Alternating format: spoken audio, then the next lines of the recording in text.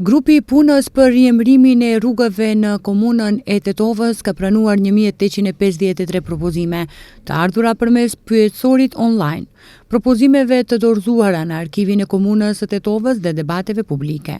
Raporti i grupit të punës është dorëzuar në Këshillin e komunës së Tetovës dhe i njëjti është miratuar. 717 propozime janë larguar nga ky numër sepse përsëriten, do me thënë për të njëjtin emër ka 2 apo më tepër propozime, do me thënë 717 janë larguar dhe i bie që të kemi 1136 propozime. Veliu thotë se ndryshimet e emrave do të miratohen pas zgjedhjeve lokale, duke u arsyetuar se 6 muaj para zgjedhjeve nuk mund të bëhen këto ndryshime.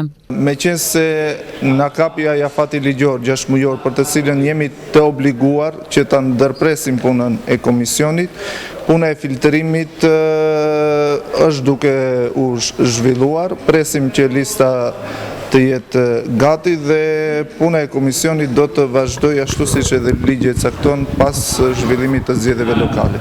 Ndryshe, iniciativa në Këshillin e komunës së Tetovës për ndryshimin e emrave të rrugëve, respektivisht rrugëve që janë me numra, ka shkaktuar shumë reagime, sidomos në opinionin maqedonas. Rikujtojmë se për këtë çështje ka folur edhe kryeministri Mickoski, i cili tha se nuk do të pranoj propozime që nuk janë arritur me konsensus në Këshillin e komunës së Tetovës. Ligji për veçeverisje lokale kërkon që procesi për emërimin e rrugëve të ndërpritet 6 muaj para mbajtjes së zgjedhjeve të rregullta lokale dhe të vazhdojë më pas.